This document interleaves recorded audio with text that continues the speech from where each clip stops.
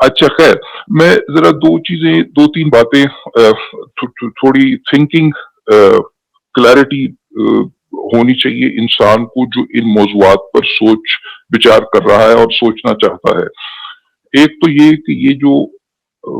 आपको जो pieces of evidence Ghalib ने दिए हैं, वो एवोल्यूशन का तो एविडेंस है ही है, लेकिन जो नेचर ऑफ प्रोसेस है एवोल्यूशन का, उसको आपको समझना है,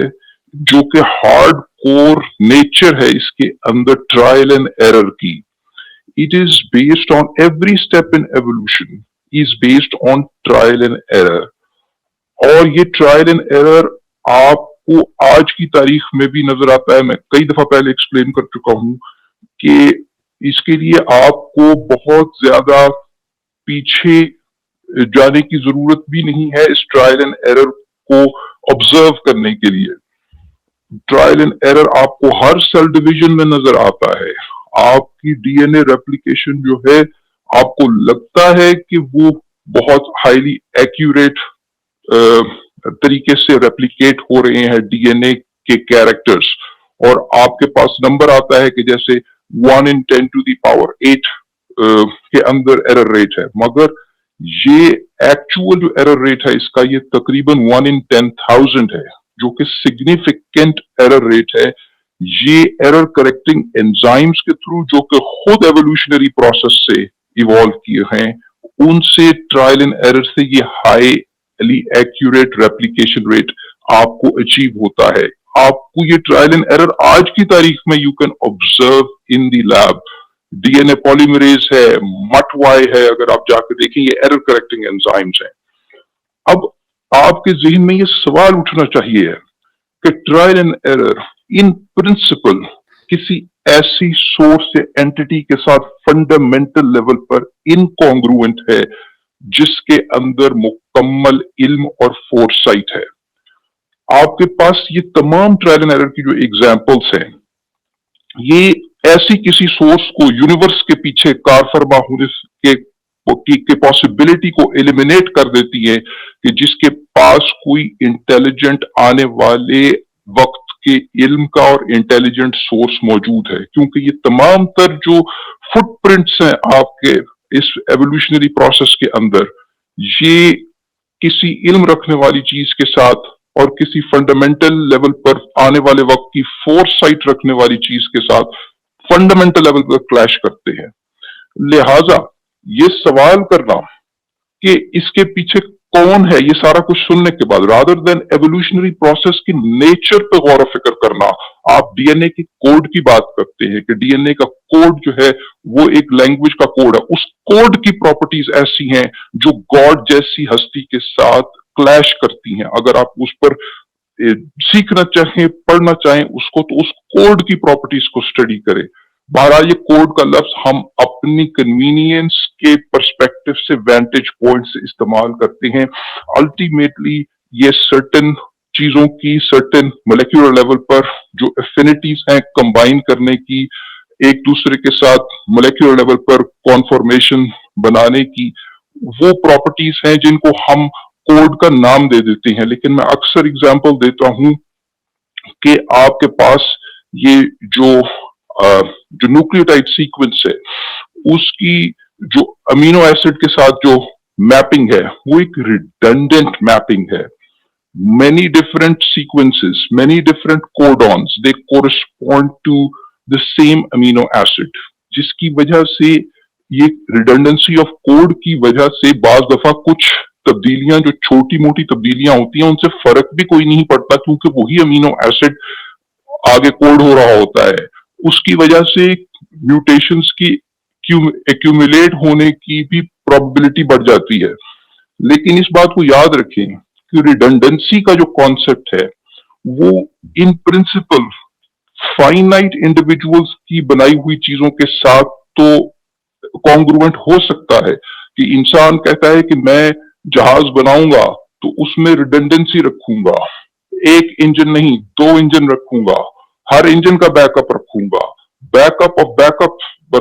रखूंगा। क्यों? क्योंकि इंसान का इल्म, इंसान की बनाई हुई चीज जो है वो उसका एक महदूद उसकी इल्म के हिसाब से होती है, वो अपने फेलियर को प्रिडिक्ट नहीं कर सकता। तो इस वजह से हमारे पर्सपेक्टिव से तो बैकअप और रिडंडेंसी मेक सेंस, लेकिन किसी ऐसी सोर्स के डिजाइन में, अगर आप इसको डिजाइन भी समझते हैं, किसी ऐसी सोर्स से रिजल्ट होने वाली या इमर्ज होने वाली आउटकम या आर्टिफैक्ट में रिडंडेंसी का कॉन्सेप्ट जो है वो टोटली एक इनकॉन्ग्रुएंट ऑब्जर्वेशन है।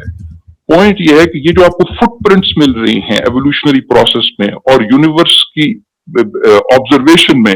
वो ऐसे फुटप्रिंट्स हैं जो किसी ऐसी सोर्स को फंडामेंटल लेवल पर एलिमिनेट कर देते हैं एज अ पॉसिबिलिटी कि जिसके पास मुकम्मल इल्म है, आने वाले वक्त का क्या कहते हैं इल्म है या फोरसाइट है। नॉट ओनली दैट, इवन इंसान से ज्यादा, इंसान की बड़ी लिमिटेड इंटेलिजेंस है, महदूद किस्म की उसकी सोच विचार है, मगर उस बेंचमार्क से, उस लिमिटेड बेंचमार्क के मुताबिक भी आपको इसके अंदर, यूनिवर्स के अंदर लेस इंटेलिजेंट और ट्रायल एंड एरर के फुटप्रिंट्स नजर आते हैं, क्योंकि इंसान भी ट्रायल एंड एरर की तरफ तब जाता है जहां पर उसकी लिमिट्स हिट कर रही होती हैं, वरना वो प्लान करके फोरसाइट के मुताबिक आगे जाता है। तो लिहाजा इंसान के पर्सपेक्टिव से भी ट्रायल एंड एरर जो है वो एक लो इंटेलिजेंस का मार्कर है। तो लिहाजा ये भी कहना कि जी इंसान से ज्यादा कोई इंटेलिजेंट सोर्स इसके पीछे है, उसके खिलाफ भी आपको ऑब्जर्वेशंस यूनिवर्स में मिल रही है। और ये किस डोमेन ऑफ इन्वेस्टिगेशन से मिल रही है? ये उस डोमेन ऑफ इन्वेस्टिगेशन से मिल रही है जहां पर हमारे पास सबूत कलेक्ट करने की पोजीशन और उसको एनालाइज करने की पोजीशन में काफी हद तक कॉन्फिडेंस मौजूद है। जाहिरी बात है इल्म आहिस्ता आहिस्ता आगे बढ़ता है,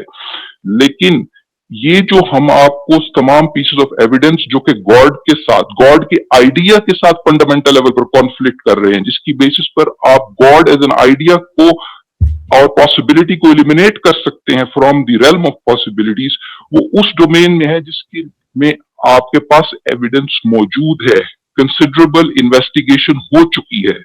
मेरा प्रॉब्लम यह है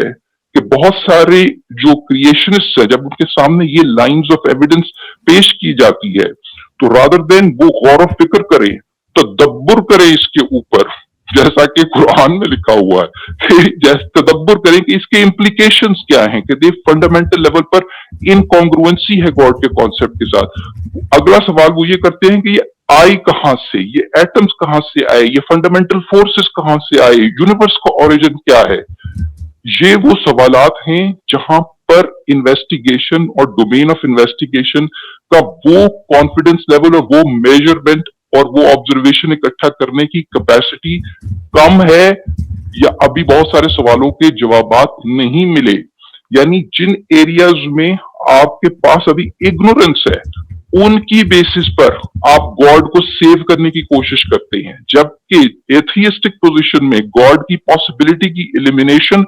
ह्यूमन नॉलेज के उस डोमेन में से है जिसमें आपके पास लेवल ऑफ कॉन्फिडेंस ज्यादा है। हमेशा इस बात को याद रखिए कि व्हाट इज मोर रैशनल,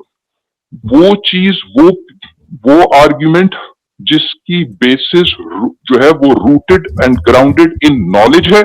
जिसकी उस नॉलेज की बेसिस पर गॉड की पॉसिबिलिटी को एलिमिनेट और चैलेंज किया जा रहा है, या कि एक ऐसा सवाल जिसकी वेरी बेसिस, रूट और ग्राउंड रूटेड इन इग्नोरेंस है। अब आपके ऊपर है कि रैशनल आपको क्या लगता है कि किसी आइडिया को अगर एक knowledge based body of work eliminate कर रही है एज अ पॉसिबिलिटी, मैंने उसको सोचना है, एंटरटेन करना है, या एक बॉडीलेस इग्नोरेंस है उसकी बेसिस पर मैंने उस पॉसिबिलिटी को सेव करने के लिए ये सवाल पूछकर ऐसा साबित करना है कि जैसे आप कोई वैल्यू एडिशन कर रहे हैं। तो इस बात को समझें कि नंबर वन, वाई वो एरिया जो कि जिसमें आपके पास सिग्निफिकेंट नॉलेज मौजूद है, वो why is it eliminating the possibility of God, इस पर गौर करें और इस पर सोचें कि मैं जो ये सवाल बीच में कर रहा हूं, ये बेसिकली आइडिया को सेव करने के लिए मैं एक ऐसी जगह जा रहा हूं जहां से इग्नोरेंस की बेसिस पर मैं उस आइडिया को सेव करने की कोशिश कर रहा हूं। हैविंग सेड दैट, जब आप अगर कॉस्मोलॉजी के अंदर की इन्वेस्टिगेशन करना चाहेंगे, हम कॉस्मोलॉजी के पर्सपेक्टिव से भी बात करते हैं, कॉजेलिटी के पर्सपेक्टिव से भी बात करते हैं कि वाई ये सवाल کہ میٹر اینڈ انرجی کہاں سے آئے، یہ سوال کیوں فنڈامنٹلی غلط ہے، ان لاجیکل ہے، اس وجہ سے کیونکہ یہ سوال یہ اسیوم کر رہا ہے کہ as if causality matter and energy کو پریسیڈ کرتی ہے، کیونکہ یہ کہ چیزوں کے پیچھے ان کی کوئی سورس ہوگی، کوئی کاز ہوگا، یہ اسی صورت میں ہے when causality exists۔ ہماری جتنی آنےسٹ انویسٹیگیشن ہے یونیورس کی، وہ ہمیں یہی بتاتی ہے کہ میٹر اینڈ انرجی کے بغیر کازیلٹی کا کانسیپٹ کولیپس کر جاتا ہے۔ جتنی ایگزامپلز آج تک جس کی بیسس پر آپ یہ چیزوں کی اوریجن کے سوالات اٹھانے کی پوزیشن میں آتے ہیں، وہ میٹر اور انرجی کی پری ایگزسٹنگ سٹیٹس میں چینجز اور ری ارینجمنٹ کے لیے جو تبدیلیاں آ رہی ہیں، ان کے پرسپیکٹو سے یہ سوال اٹھتا ہے۔ اس طرف سے سوال نہیں اٹھتا کہ کوئی چیز وجود میں عدم سے کیسے آتی ہے۔ یہ تو آج تک کبھی کوئی چیز وجود میں آتی ہے یا نہیں آتی، اس کا تو کوئی ایویڈنس ہی نہیں ہے۔ ہمارے پاس ایویڈنس اس چیز کا ہے کہ چیزوں کی پری ایگزسٹنگ چیزوں کی سٹیٹس میں تبدیلیاں آتی ہیں، اور کازیلٹی اسی کا نام ہے۔ یہ کہ میٹر اینڈ انرجی اگر تو ظہور پذیر ہوئے ہیں، ان کے لیے کسی کاز کی ضرورت ہے، یہ ایک انفاؤنڈیڈ پریمس پر آپ کا آرگیومنٹ کھڑا ہے۔ تو لہٰذا میں اب یہاں پر خاموش ہو جاؤں گا۔ میرے تین آپ کے سامنے پوائنٹس ہیں کہ جو غالب نے آپ کے سامنے سارے لائنز آف ایویڈنسز پیش کیے ہیں، وہ فنڈامنٹل لیول پر آپ کو ایوولوشنری پروسیس کی نیچر پر غور کرنے کی دعوت ہے۔ اس پر غور و فکر کریں کیسے ٹرائل اینڈ ایرر کا پروسیس کسی ایسی اینٹی یا سورس کو ایلیمینیٹ کرتا ہے جس کے پاس فور سائٹ ہے، کسی ایسی اینٹی کو ایلیمینیٹ کرتا ہے جو ایون ہیومن لیول کے حساب سے ہیومن سے زیادہ اسمارٹ یا انٹیلیجنٹ ہے، اس کو بھی ایلیمینیٹ کرتا ہے۔ آپ کا argument and attempt to save اور برنگ ان دا کانسیپٹ کہ ہو از بیہائنڈ دس، وہ ایک ایسی فیلڈ کے سے ہے جو کہ جہاں پر ہیومن نالج ابھی کم ہے۔ آپ کو جو ایویڈنس اگینسٹ گاڈ مل رہا ہے، پازیٹیو ایویڈنس اگینسٹ گاڈ مل رہا ہے، وہ ایسی فیلڈ میں سے مل رہا ہے جو زیادہ میچور ہے، جس کے اندر نالج کے اندر ہمارا کانفیڈنس زیادہ ہے۔ آخری بات یہ کہ میٹر انرجی کے پیچھے سوال کرنا کوئی کاز ہوگا، وہ ویسے ہی سوال ہی غلط ہے۔ ان تمام چیزوں پر غور و فکر کریں، فوراً ریفلیکس ایکشن اور نی جرک ری ایکشن سے کسی نتیجے پر نہ پہنچیں۔ پچھلے 3-4 ہفتوں کی آپ کے ساتھ انٹریکشن سے میں اس نتیجے پہ پہنچا ہوں کہ کم سے کم آپ کو 2 سال لگانے چاہیے to invest some time to build the fundamentals. آپ کے اندر پوری capability, you are a smart and an intelligent person, لیکن یہ اپنی اسمارٹنس اور انٹیلیجنس کے ساتھ بڑی زیادتی ہوگی کہ آپ اس پر وقت صرف نہ کریں، اپنی زندگی میں سے تھوڑا وقت نکالیں، ایوولوشن کو سیریسلی پڑھیں۔ پہلے پاپولر بک سے پڑھنا تو پاپولر بک سے پڑھیں، اس کے بعد کسی یونیورسٹی لیول کی کتاب سے پڑھیں، اس کے بعد کسی جگہ کورس لیں، کسی یونیورسٹی لیول کا کورس لیں۔ یو آر کیپیبل انف، اتنے اسمارٹ آدمی ہیں آپ، بڑا ضائع کرنے کی بات ہوگی کہ اتنے ایکسائٹنگ سبجیکٹ سے آپ اپنے آپ کو اگنورنٹ رکھیں۔ پھر اس کی نیچر آف پروسیس جو ایوولوشن ہے اس کے اوپر غور و فکر کریں اور اس کی امپلیکیشن پر غور و فکر کریں۔ It would at least take you 2 years to work on this, اور میرے خیال سے پھر اس کے بعد صحیح انٹرسٹنگ ڈسکشن ہوگی، مزہ بھی آئے گا۔ ہمارا بالکل کوئی مقصد نہیں کہ کسی اتنے پڑھے لکھے آدمی کو اور اتنے اسمارٹ آدمی کو جیسے آپ ہیں ڈاکٹر صاحب، ہم لیکچر دینا، ہماری حیثیت ہی نہیں کہ ہم آپ کو یہ کوئی لیکچر دینے کی پوزیشن میں ہوں، لیکن آپ کو دعوت دے رہے ہیں کہ آپ کے پاس جو پاور ہاؤس ہے دماغ، اس کا استعمال کرتے ہوئے ایفرٹ کر کے 1-2 سال لگائیں، and you will enjoy it and arrive at your own conclusions of course at the end of the day۔ پھر مزہ آئے گا بات کرنے کا۔ ابھی وہ چیز انٹرسٹنگ ڈسکشن ہو نہیں پاتی آنیسٹلی پچھلے 2-3 ہفتوں سے جو ہمارا انٹریکشن ہو رہا ہے۔ تو اب میں کنکلوڈ کرتا ہوں۔